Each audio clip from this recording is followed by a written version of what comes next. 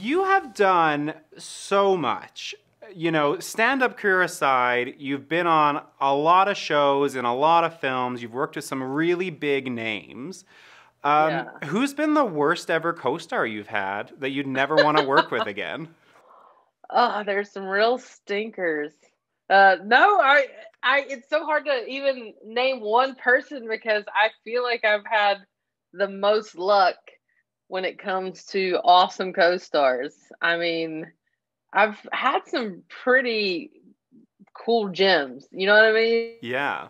I am not saying this because I want to continue working in Hollywood, but I genuinely mean it when I say that I've never had a terrible co-star. Everybody's been so nice and lovely, and so I can't even name the worst because they're all the best.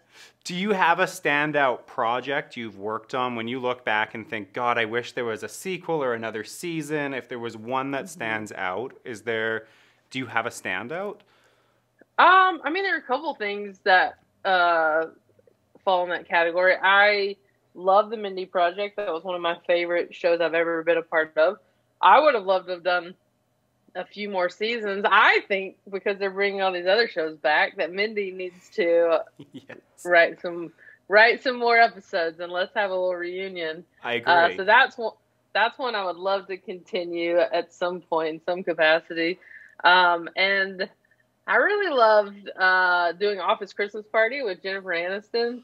So I think let's have a sequel where it's just me driving Jennifer Aniston around in an Uber.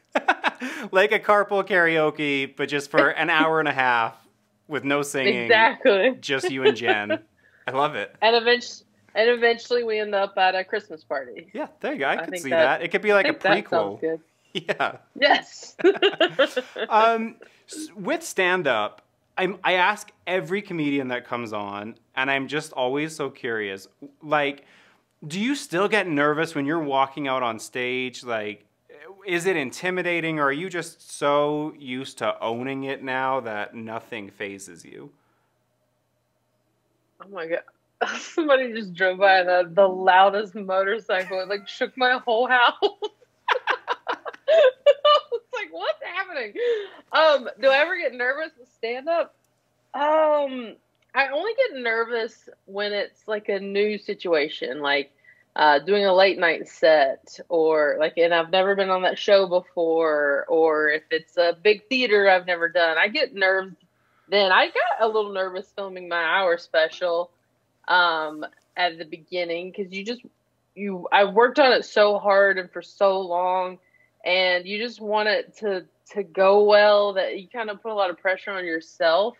And you're trying to remember an hour's worth of material.